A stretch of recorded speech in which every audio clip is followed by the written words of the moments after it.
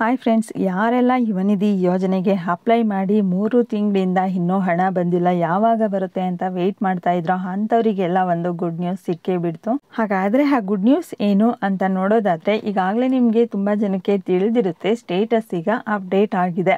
ಯುವನಿಧಿ ಸ್ಟೇಟಸನ್ನು ನೀವು ಚೆಕ್ ಮಾಡ್ಬೋದು. ಚೆಕ್ ಮಾಡಿದ್ರೆ ಈ ಹಿಂದೆ ಎಲ್ಲ ನಿಮಗೆ ಡೆಕ್ಲರೇಷನ್ ನಾಟ್ ಪ್ರೊವೈಡೆಡ್ ಅಂತ ಬರ್ತಾ ಇತ್ತು. ತುಂಬ ಪ್ರಾಬ್ಲಮ್ಸ್ ಆಗ್ತಾ ಇತ್ತು. ಸತತವಾಗಿ 3 ತಿಂಗಳಿಂದ ವೆಯ್ಟ್ ಮಾಡ್ತಾ ಇದ್ದೀರಾ, ಯಾವಾಗ ಸ್ಟೇಟಸ್ ಅಪ್ಡೇಟ್ ಆಗುತ್ತೆ, ಯಾವಾಗ ಅಮೌಂಟ್ ಬರುತ್ತೆ ಅಂತ. ಅದರಲ್ಲೂ ಸಹ ತುಂಬ ಜನ ಅಮೌಂಟ್ ಬರೋದಿಲ್ಲ ಸ್ಟಾಪ್ ಮಾಡ್ತಾರೆ, ಅಥವಾ ನೀವು DDPI ಆಫೀಸ್ಗೆ ಹೋಗಿ ವಿಸಿಟ್ ಮಾಡಬೇಕು, ಇಲ್ಲಾಂದರೆ ಅಮೌಂಟ್ ಬರೋದಿಲ್ಲ, ಆಧಾರ್ ಅಪ್ಡೇಟ್ ಮಾಡಿಸ್ಬೇಕು, ಅಥವಾ ಈ ಒಂದು ಯುವನಿಧಿ ಯೋಜನೆಯನ್ನೇ ನಿಲ್ಲಿಸ್ತಾ ಇದ್ದಾರೆ, ಹಾಗಾಗಿ ಇನ್ನು ಮುಂದೆ ಹಣ ಬರಲ್ಲ ಅಂತ ತುಂಬ ನ್ಯೂಸನ್ನು ಸ್ಪ್ರೆಡ್ ಮಾಡ್ತಾ ಇದ್ರು. ಆದರೆ ಅದೆಲ್ಲದಕ್ಕೂ ಸಹ ಈಗ ಉತ್ತರವನ್ನು ಸರ್ಕಾರ ಕೊಟ್ಟಿದೆ.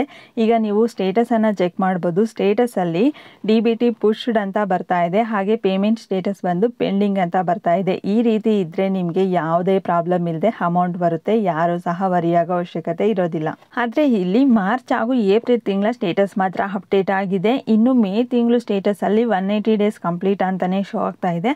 ಹಾಗಾದರೆ ಈ ತಿಂಗಳಲ್ಲಿ ಅಂದರೆ ನೆಕ್ಸ್ಟ್ ಮಂತ್ ಜೂನಲ್ಲಿ ಮಾರ್ಚು ಹಾಗೂ ಏಪ್ರಿಲ್ 2 ತಿಂಗಳ ಹಣ ಮಾತ್ರ ಬರುತ್ತಾ? ಹಾಗಾದರೆ ಮೇ ಮಂತ್ ಹಣ ಬರೋದಿಲ್ವಾ? ಮೇ ಮಂತ್ ಹಣ ಯಾವಾಗ ಬರುತ್ತೆ ಅಂತ ತುಂಬ ಜನ ಇನ್ಸ್ಟಾಗ್ರಾಮಲ್ಲೂ ಸಹ ಕಮೆಂಟ್ ಮಾಡ್ತಾ ಇದ್ದೀರಾ. ಈಗ ನೀವು ನೋಡ್ತಾ ಇರ್ಬೋದು, ಒಂದೊಂದು ದಿನ ಇಲ್ಲಿ ಮಾರ್ಚ್ ತಿಂಗಳು ಒಂದು ದಿನ ಅಪ್ಡೇಟ್ ಆಯಿತು, ಹಾಗೆ ಏಪ್ರಿಲ್ ತಿಂಗಳು ಇನ್ನೊಂದು ದಿನ ಅಪ್ಡೇಟ್ ಆಯಿತು. ಈಗ ಅದೇ ರೀತಿ ಮೇ ತಿಂಗಳು ಸಹ ಅಪ್ಡೇಟ್ ಆಗುತ್ತೆ. ಅಪ್ಡೇಟ್ ಆಗೋವರೆಗೂ ಸಹ ವೆಯ್ಟ್ ಮಾಡಿ. ಈ ಮಂತ್ ಎಂಡಿಂಗ್ ಅಷ್ಟರಲ್ಲಿ ನಿಮಗೆ ಅಪ್ಡೇಟ್ ಆಗುತ್ತೆ. ಅಪ್ಡೇಟ್ ಆದಮೇಲೆ ಆಗ ಪ್ರತಿಯೊಬ್ಬರು ಸಹ ಸ್ಟೇಟಸನ್ನು ಚೆಕ್ ಮಾಡ್ಕೊಳ್ಳಿ. ನಿಮಗೆ ಏನೇ ಪ್ರಾಬ್ಲಮ್ ಇದ್ದರೂ ಸಹ ಸ್ಟೇಟಸಲ್ಲಿ ಶೋ ಆಗುತ್ತೆ. ಹಾಗಾದರೆ ಅಮೌಂಟ್ ಯಾವಾಗ ಕ್ರೆಡಿಟ್ ಆಗುತ್ತೆ, ಯಾವ ದಿನಾಂಕದಂದು ಅಮೌಂಟ್ ಬರುತ್ತೆ ಅನ್ನೋದಾದರೆ, ಇಲ್ಲಿ ಎಕ್ಸಾಕ್ಟ್ ಡೇಟ್ ಯಾರೂ ಸಹ ಹೇಳಲ್ಲ ನಿಮಗೆ ಯಾವಾಗ ಕ್ರೆಡಿಟ್ ಆಗುತ್ತೆ ಅಂತ. ಆದರೆ ನೆಕ್ಸ್ಟ್ ಮಂತು ಎಂಡಿಂಗ್ ಅಷ್ಟರಲ್ಲಿ ಪ್ರತಿಯೊಬ್ಬರಿಗೂ ಸಹ ಹಣ ಬರುತ್ತೆ ಅಂತ ಯುವನಿಧಿ ಡಿಪಾರ್ಟ್ಮೆಂಟ್ ಕಡೆಯಿಂದನೇ ಅಪ್ಡೇಟನ್ನು ಕೊಡ್ತಾ ಇದ್ದಾರೆ. ಯಾರೆಲ್ಲ 1 ಇಯರಿಂದ ಅಮೌಂಟ್ ಪಡ್ಕೊತಾ ಇದ್ದೀರಾ, ಅಥವಾ 6 ಮಂತ್ಸಿಂದ ಅಥವಾ ಹಿಂದೆಯಿಂದ ಹಣ ಪಡ್ಕೊತಾ ಇದ್ದೀರಾ, ಅಂಥವರಿಗೆ ಈ ಅಪ್ಡೇಟ್ಸ್ ಬಗ್ಗೆ ಗೊತ್ತಿರುತ್ತೆ. ಅವರು ಈ ವಿಡಿಯೋನ ನೋಡೋದಕ್ಕೆ ಹೋಗಬೇಡಿ, ಸ್ಕಿಪ್ ಮಾಡಿ. ಯಾರೆಲ್ಲ ಹೊಸ್ದಾಗಿ ಅಪ್ಲಿಕೇಶನ್ ಹಾಕಿ ಇದ್ರ ಬಗ್ಗೆ ಏನೂ ಐಡಿಯಾ ಇಲ್ಲ ಅನ್ನೋರು ಮಾತ್ರ ಈ ವಿಡಿಯೋನ ನೋಡಿ. ಈಗ ತುಂಬ ಜನಕ್ಕೆ ಹೊಸ್ದಾಗಿ ಅಪ್ಲಿಕೇಶನ್ ಹಾಕಿರೋರಿಗೆ ಇನ್ನೂ ಅಮೌಂಟೇ ಬಂದಿರಲ್ಲ, ಅಪ್ಲಿಕೇಶನ್ ರಿಸೀವ್ಡ್ ಅಂತ ಇರುತ್ತೆ. ಮತ್ತು ಇನ್ನೂ ಕೆಲವರಿಗೆ 180 ಡೇಸ್ ಕಂಪ್ಲೀಟ್ ಆಗಿಲ್ಲ ಅಂದರೂ ಸಹ ಸ್ಟೇಟಸಲ್ಲಿ ಶೋ ಆಗುತ್ತೆ.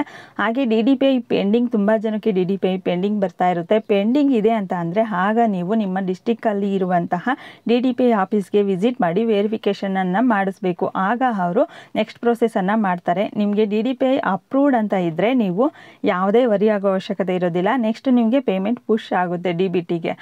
ಮತ್ತು ಇಲ್ಲಿ DDPUನೂ ಅಷ್ಟೇ, DDPU ಪೆಂಡಿಂಗ್ ಅಂತ ಇದ್ದರೂ ಸಹ ನೀವು DDPI ಆಫೀಸ್ಗೆ ವಿಸಿಟ್ ಮಾಡಬೇಕಾಗುತ್ತೆ.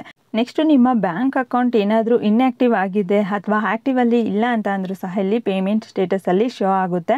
ಅಥವಾ ನೀವು ಆಧಾರ್ ಮ್ಯಾಪಿಂಗ್ ಮಾಡಿಸಿಲ್ಲ ಅಂದರೂ ಸಹ ಅದು ಸಹ ಶೋ ಆಗುತ್ತೆ.